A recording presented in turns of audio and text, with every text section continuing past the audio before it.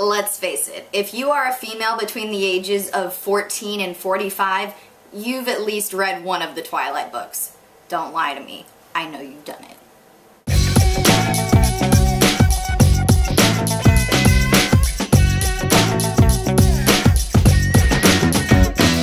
Here's the thing. I've read the Twilight books. I've read all of them.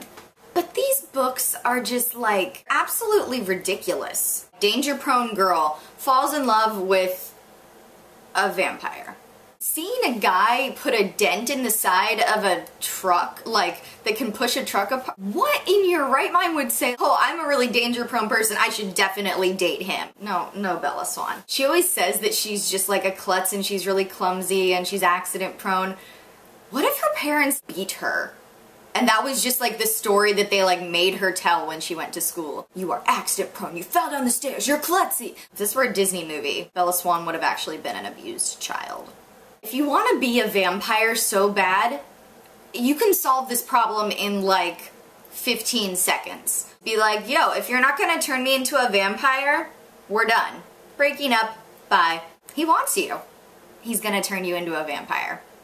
Stop being a little bitch about it. I'd be like, I want to be a vampire. That discussion wouldn't have gone on for 3 books. And this is why I would never be Bella Swan.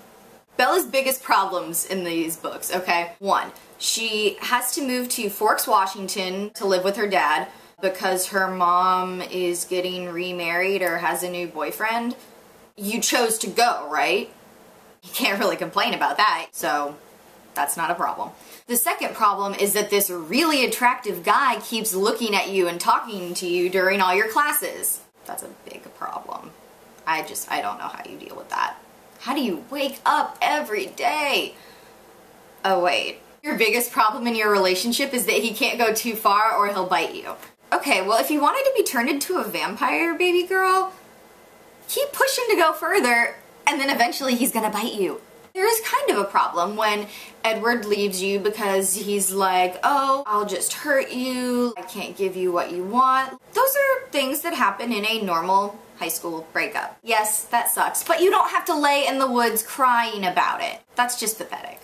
Less than like a week after this whole like Edward leaving you thing, this other super attractive boy is coming around and saying that he wants to hang out with you and that he'll fix up a motorbike for you, and he does it with his shirt off and he's friggin' jacked. Oh, you found out he was a werewolf and that's a problem?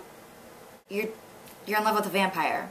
And then the problem is that you love Jacob, but then Edward comes back and now you got 2 hot guys. You are in like prime position here, Bella, and you're doing nothing about it. Edward says that he doesn't want to sleep with you unless you'll agree to marry him. And you're like, I don't want to marry you.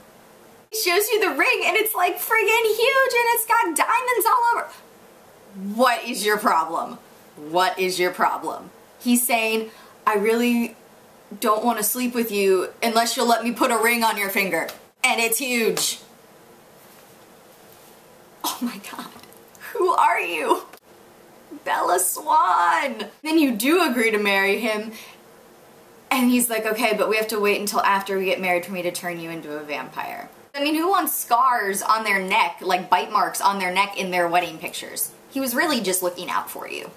Long story short, I kind of feel like the Twilight books are just 4 books of Bella Swan bitching about having an amazing life.